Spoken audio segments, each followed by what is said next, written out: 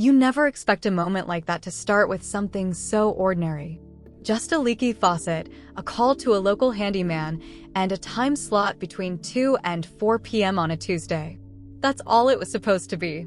Just a fix. But that Tuesday afternoon became the moment everything in my life split into before and after. I was home alone. Mark, my husband, was at work as always. He had started leaving earlier, coming home later, with less and less to say in between. I'd stopped asking questions. Somewhere along the line, I figured out that silence hurt less than trying. So when I heard the knock on the door, I was still in leggings and a soft t-shirt, hair tied back, hands damp from rinsing dishes. I opened the door without much thought. He was taller than I expected, broad shoulders under a faded gray hoodie. Late 30s, maybe early 40s. Dark hair, strong jaw, a look in his eyes that lingered a little longer than it should have. "Ma'am?" he asked, pulling a wrench from his belt. "You called about the kitchen sink?" I nodded, stepping aside. "Yeah, it's been leaking for a week. Just under the faucet. I already cleared out the cabinet for you." He gave me a small smile, one corner of his mouth tugging up. "That helps. Thanks." He walked past me and into the kitchen like he'd been there before. I stood for a second, watching him move, confident, calm, the kind of presence that filled a space without asking permission. I turned away quickly, annoyed at myself for noticing. I went back to the counter, wiping it down aimlessly as he knelt in front of the sink, tools clinking softly behind the cabinet door. "Pressure's good," he murmured. "But that connection's loose." "Sounds about right," I said, even though I had no idea what he was talking about. He laughed, low, warm. "You don't care about pipes, do you?" I looked at him over my shoulder. "I care about not hearing that annoying drip all night." He glanced up at me then. Just a flick of his eyes. But it lingered. "Well," he said, "I'll take care of it." While he worked, I busied myself cleaning up, or at least pretending to. Something about him made me restless, like I was suddenly aware of how thin my shirt was, how long it had been since anyone really looked at me. He stayed longer than I expected. He was thorough. Wiped everything down after he finished. Checked the water pressure twice. And then he stood. "It's done," he said, brushing off his hands. "Shouldn't give you any more trouble." I nodded. "Thanks. Can I get you something? Water? Tea?" He hesitated. "Water'd be great." I poured him a glass and handed it over. Our fingers touched for a second too long. He looked at me then, really looked. The kind of look that makes you forget what you were doing. I turned away quickly, pretending to check the window. "Supposed to rain tonight. Is that right?" he said behind me. His voice was different now. Lower, slower, like we weren't just talking about weather anymore. I felt it. The shift, the thick air, the tension building like a current beneath something that hadn't moved in years. When I turned back around, he hadn't taken a sip. Just held the glass, watching me. "I should go," he said. But he didn't move. "Probably," I replied. But I didn't move either. He took a step forward. Then another. I felt my breath catch in my throat. I didn't stop him. His voice dropped to a whisper. "You okay?" I nodded. "Yeah." But it was a lie. Because I hadn't been okay in a long time. And someone had finally noticed. He stood close now. Close enough that I could smell the soap on his hands.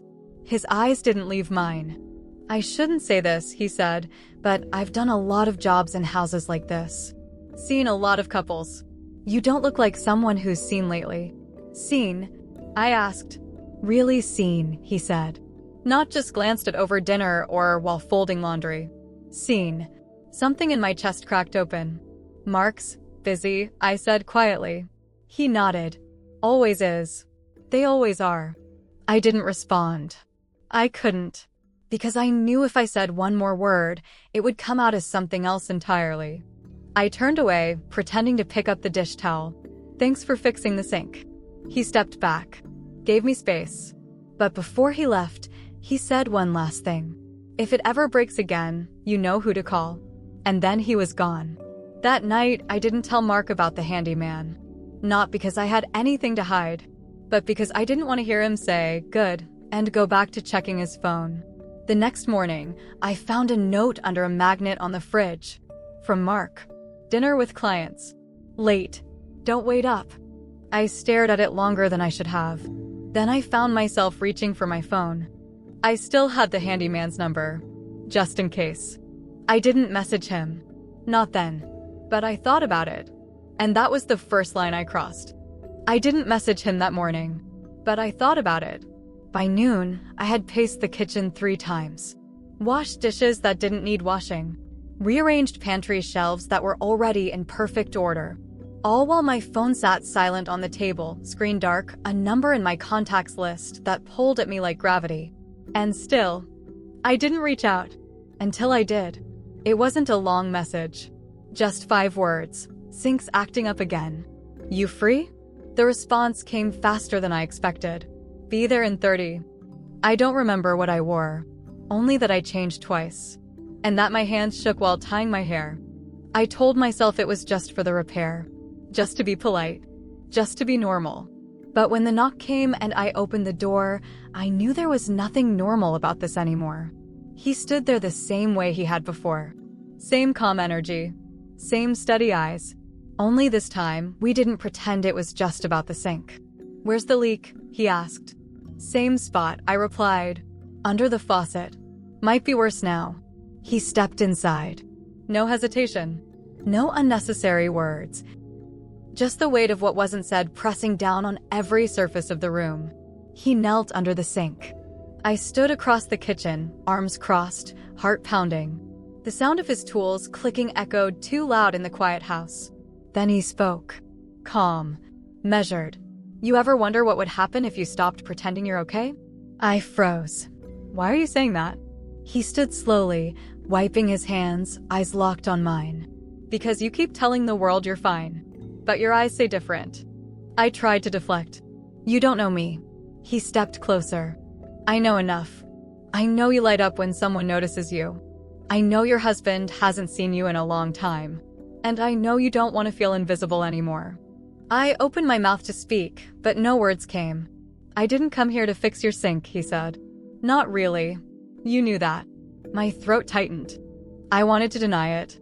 Wanted to say he was wrong. But he wasn't. Why me? I asked. His voice softened. Because when I walked into this house the first time, I saw someone who hadn't been really looked at in years.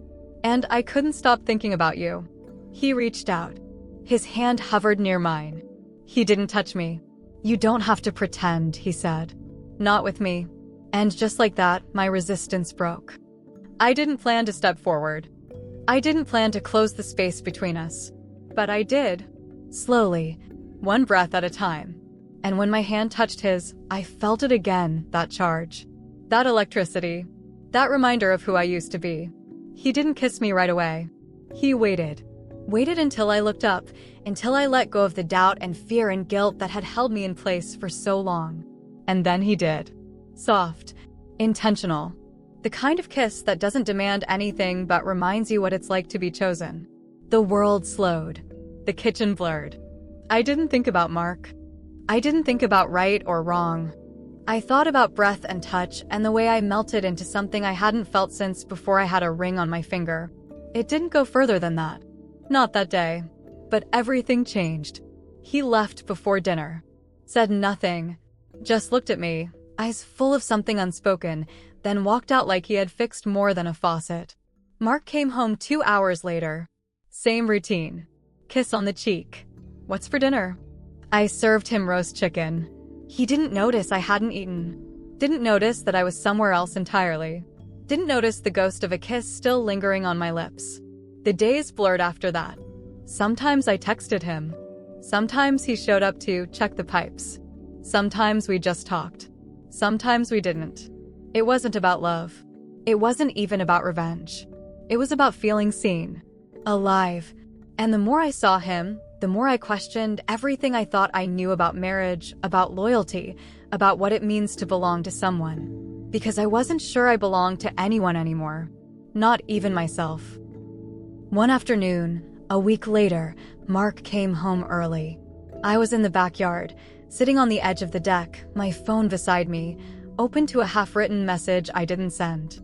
He stepped out, holding 2 coffees. "You okay?" he asked. I looked up. "Yeah, just needed air." He sat beside me, quiet. Handed me a cup. "You've seemed different lately," he said after a moment. "Everything okay between us?" I stared at the trees, at the way the wind moved through the branches. "I don't know," I answered. And for the first time in a long time, he actually looked at me. Really looked. I didn't see the handyman again. I didn't block his number. I didn't delete the texts. But I didn't reach out either. Because something had shifted. Not because of guilt. But because I had remembered what it felt like to be more than someone's background. And I needed to decide if I wanted to stay invisible, or if I was ready to start over. With or without Mark. The kitchen sink hasn't leaked since. But something in me had finally broken wide open. And I wasn't going to patch it back up.